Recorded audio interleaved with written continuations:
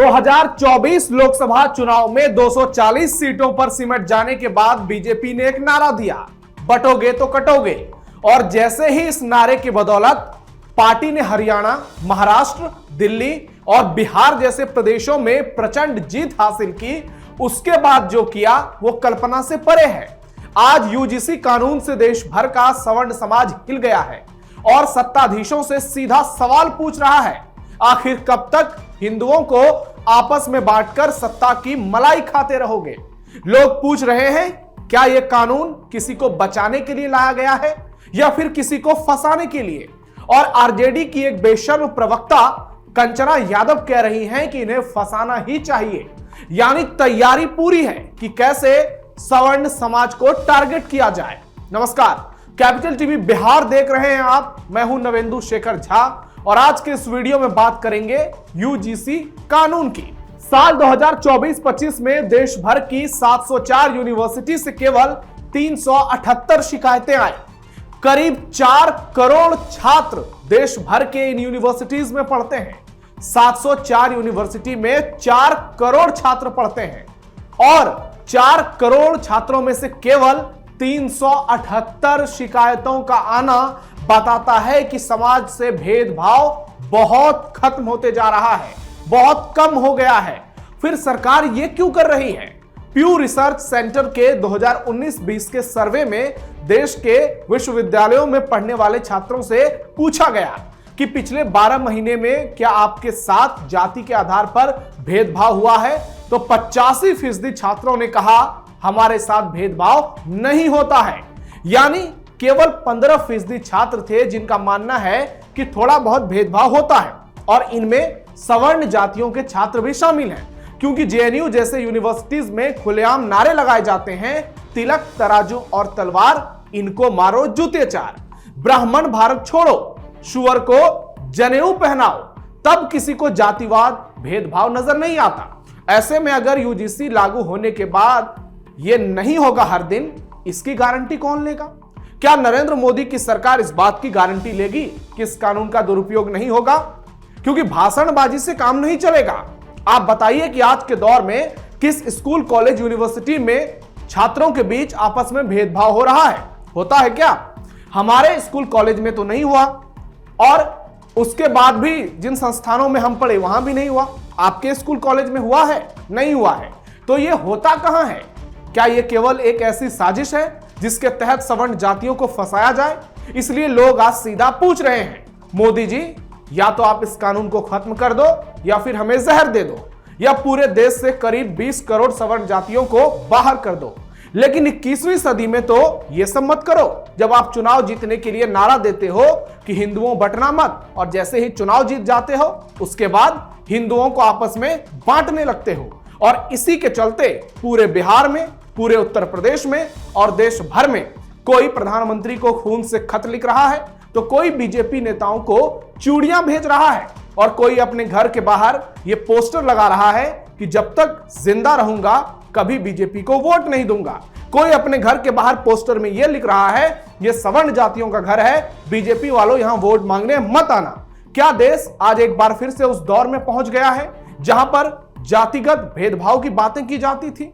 21वीं सदी में जब आप एक बार चांद पर पहुंच रहे हैं, जब आप दुनिया की चौथी सबसे बड़ी अर्थव्यवस्था बन गए हैं, जब देश दुनिया के हर ऊंचे आयाम को छू रहा है, तो ऐसे समय में ऐसी भेदभाव की क्या जरूरत है? यही सबसे बड़ा सवाल है। और इस वक्त पूरे देश में क्या चुनाव सिर्फ इसी से जीता जाएगा? और अगर यही सबसे बड़ा हथकंडा है तो क्या इसलिए जातियों को टारगेट किया जा रहा है?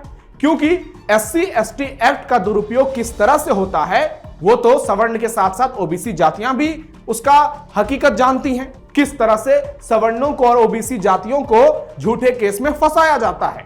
और मनीष तिवारी, जिनका ये वीडियो सोशल मीडिया पर एक वायरल हो रहा है कि कैसे 20 साल तक एक फर्जी मुकदमे में, SC/ST एक्ट में 20 साल तक जेल में रहना पड़ा। और ऐसे कई सारे मामले हैं। एक और मामला सामने आया है कि एक लड़की को एक लड़के से प्यार हो जाता है, लड़की उसको प्रपोज करती है, लड़का मना कर देता है, तो लड़की उस पर SC/ST एक्ट लगा देती है। तो ऐसे में क्या यह कानून सिर्फ दुरुपयोग के लिए लाया गया है? यह समाज को सशक्त कैसे करेगा? यह तो लोगों को आपस में और ज्यादा बांट रहा है। यह लोगों के बीच, छात्रों के बीच नफरत के बीज को और बो रहा है। ऐसे में 21वीं सदी से क्या भेदभाव मिटाया जा रहा है? यह भेदभाव को फिर से लाया जा रहा है ताकि अपनी जो खिसकी हुई थोड़ी बहुत वोट बैंक है उसकी जगह पर एक नए वोट बैंक को लाओ और अपनी सत्ता को किसी तरह बचाओ। क्यों हो रहा यूजीसी का इतना विरोध? यूजीसी ने 13 जनवरी 2026 को जो नियम जारी किए हैं वो 2012 के पुराने नियमों की जगह पर लाए गए हैं, सुप्रीम कोर्ट के ऑर्डर पर लाए गए हैं। नए नियमों से जनरल कैटेगरी के छात्रों को इस बात की आशंका ही नहीं, पूरा भरोसा है कि इस कानून का दुरुपयोग ही होगा और इसका इस्तेमाल सिर्फ सामान्य जातियों के छात्रों को फंसाने के लिए होगा, जिसकी वजह से जनरल कैटेगरी के छात्र और तमाम संगठन खुलकर इस काले कानून का विरोध कर रहे हैं। आपको आसान भाषा में समझाते हैं कैसे इस कानून का खुलेआम दुरुपयोग होगा। जातिगत भेदभाव की शिकायत पर 24 घंटे में मीटिंग होगी, 15 दिनों में जांच होगी, 7 दिनों में एक्शन होगा। ये नियम सिर्फ SC, ST, OBC को प्रोटेक्शन देते हैं, यानी जनरल कैटेगरी इससे बाहर है। जनरल कैटेगरी के छात्रों के साथ अगर भेदभाव की घटना होगी तो उनके लिए कोई कमेटी नहीं है, उनके लिए कोई हेल्पलाइन नंबर नहीं है, वो कहां जाएंगे? मतलब अगर किसी सामान्य जाति को कोई भी गाली गलौज कर देगा तो उस पर जातिगत टिप्पणी कर देगा, फिर उसकी शिकायत सुनने वाला कोई नहीं है। और यही लोग पूछ रहे हैं एक तरफा कानून क्यों? वो सिर्फ आरोपी है और उसको केवल सजा मिलेगी, इसमें सिर्फ यही है। आपको याद होगा कांग्रेस पार्टी 2011-12 में एक कानून लाई थी, कम्युनल वायलेंस बिल, जिसके तहत हर दंगे में हिंदुओं को अपराधी माना जाता। ये वही है। अगली बड़ी बात, फॉल्स कंप्लेंट पर किसी सजा का प्रावधान नहीं है जिसका गलत इस्तेमाल हो सकता है। हर कोई ये मांग कर रहा है कि सबसे बड़ी बात तो यही है कि अगर कोई SC, ST, OBC के द्वारा की गई शिकायत गलत होती है तो फिर उसको सजा क्यों ना दी जाए? किसी भी व्यक्ति को अगर कोई फंसाना चाहेगा और उसकी शिकायत गलत साबित होगी तो उसको क्यों ना सजा सुनाया जा सके? कोई भी SC, ST किसी पर भी शिकायत कर सकता है और उसके खिलाफ कोई कार्रवाई नहीं होगी। कमिटी में जनरल कैटेगरी का कोई प्रतिनिधित्व नहीं है, जो अनफेयर है सीधे तरीके से। कई लोग कह रहे हैं EWS महिलाएं हैं, तो उसका जिक्र क्यों नहीं किया? एक बार उसका जिक्र कर देते कि एक व्यक्ति जनरल कैटेगरी का भी होगा। जांच करने वाली कमिटी में कोई भी सामान्य जाति का नहीं होगा, ऐसे में भेदभाव तो सीधे तौर पर होगा। अगली बड़ी बात, इससे कैंपस में डिवीजन बढ़ेगा और रिवर्स डिस्क्रिमिनेशन होगा, यानी जो चीजें कभी हो नहीं सकती थी अब वो भी होंगी।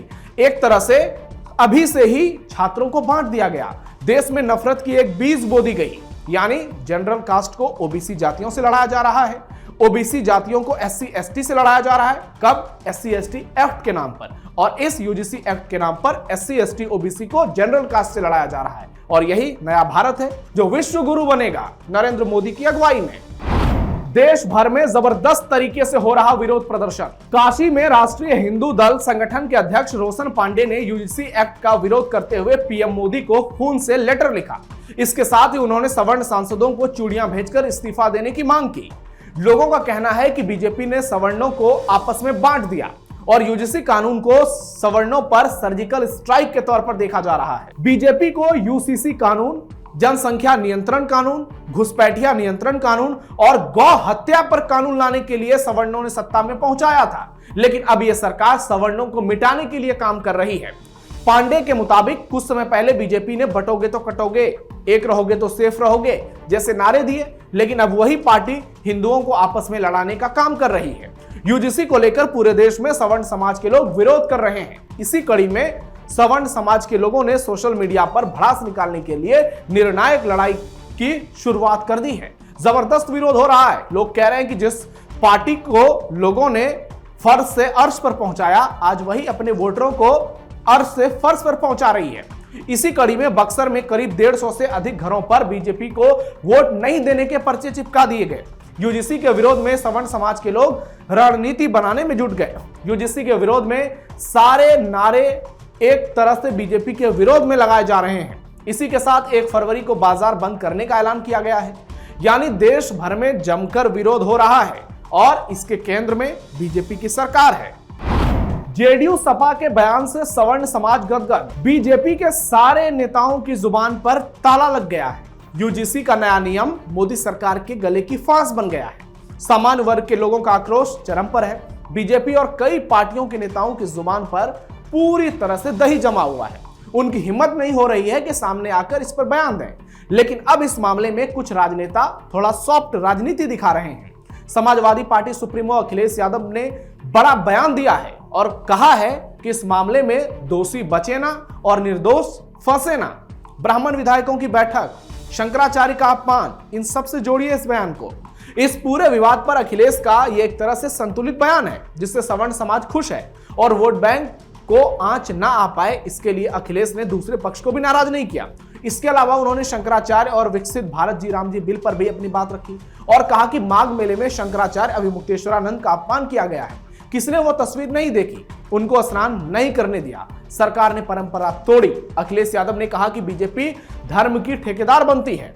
यूजीसी बिल 2026 को लेकर नीतीश कुमार की पार्टी जेडीयू का भी रुख सामने आया। पार्टी के प्रवक्ता विधान परिषद सदस्य नीरज कुमार के मुताबिक डॉक्टर अंबेडकर के इस संविधान में हर किसी को बराबर का अधिकार प्राप्त है। ऐसे में समाज के किसी भी वर्ग में उपेक्षा या नाराजगी की भावना लोकतंत्र के लिए शुभ संकेत नहीं है। वहीं आरजेडी खुलकर इस बिल का समर्थन कर रही है और आरजेडी के गालीबाज प्रवक्ता को आप टीवी चैनल्स पर देखिए किस तरह से वो जाहिलियत की सारी हदों को पार कर रहे हैं। सुप्रीम कोर्ट में 20 से ज्यादा याचिका दाखिल। इस यूजीसी नियम के खिलाफ सुप्रीम कोर्ट में अब तक 20 से ज्यादा याचिकाएं दाखिल की गई हैं। यूजीसी ने 13 जनवरी को ही यह नया कानून लाया था और इसके बाद से पूरे देश में जबरदस्त विरोध किए जा रहे हैं। यह नियम 2012 के पुराने नियमों की जगह है और इसमें पहले SC ST शामिल थे, अब OBC को शामिल किया गया है। इसके तहत तभी सरकारी और निजी विश्वविद्यालयों तथा कॉलेजों में इक्विटी कमेटी बनाना अनिवार्य किया गया है। सुप्रीम कोर्ट से अनुरोध किया गया है कि इसके मौजूदा स्वरूप में लागू करने से इसे रोका जाए। जिन लोगों ने याचिका दी है और जाति आधारित भेदभाव को जाति तटस्थ और संविधान अनुरूप तरीके से फिर से परिभाषित किया जा सके। इसमें कहा गया है जाति के आधार पर भेदभाव को इस तरह से परिभाषित किया जाना चाहिए कि जाति के आधार पर भेदभाव का शिकार होने वाले सभी लोगों को सुरक्षा मिले, चाहे उनकी जाति की पहचान कुछ भी हो। याचिका में केंद्र सरकार और यूजीसी को अंतरिम निर्देश देने की मांग की गई है ताकि यह सुनिश्चित किया जा सके कि इन नियमों के तहत बनाए गए समान अवसर केंद्र और समानता हेल्पलाइन आदि को बिना किसी भेदभाव के उपलब्ध कराया जाए। इस मामले की सुनवाई खुद देश के मुख्य न्यायाधीश जस्टिस सूर्यकांत करेंगे। अब देखना यह होगा कि सरकार का स्टैंड इस बिल पर क्या होता है, क्योंकि अब वाकई में सरकार इस मामले में पूरी तरह से फंस गई है। अगर बिल को वापस नहीं लेगी तो सवर्ण वोट बैंक नाराज हो जाएंगे। यूपी में 12 से 14% सिर्फ ब्राह्मण है, करीब 20% सामान्य जाति की आबादी है। उसके अलावा पश्चिम बंगाल है, अभी कई राज्यों में चुनाव भी हैं। दूसरी ओर अगर सरकार अपने रवैये पर कायम रहती है तो ये तो नाराज रहेंगे, लेकिन अगर बिल को पलट देती है तो दूसरी ओर चंद्रशेखर रावण सीधे सीधे कह रहे हैं कि 85% लोग मैदान में आ जाएंगे। यानी बीजेपी ने अपने पैर में कुल्हाड़ी मार ली है, जो धर्म के पिच पर बैटिंग करते करते अचानक से जातियों के पिच पर फिसल आई है। ऐसे में अब लग रहा है कि पार्टी को कोई बड़ा ना बड़ा तो नुकसान का सामना उठाना ही पड़ेगा और इसकी शुरुआत शायद यूपी चुनाव से हो, क्योंकि जिस तरह से लगातार इस्तीफे होने शुरू हो गए हैं, जिस तरह से विरोध प्रदर्शन हो रहा है, लग रहा है कि यह मामला दबने वाला नहीं है। ऐसे में अब आपको क्या लगता है, कमेंट बॉक्स में अपनी राय जरूर दीजिए। हमारे इस वीडियो को लाइक कीजिए, शेयर कीजिए और चैनल को सब्सक्राइब जरूर कीजिए।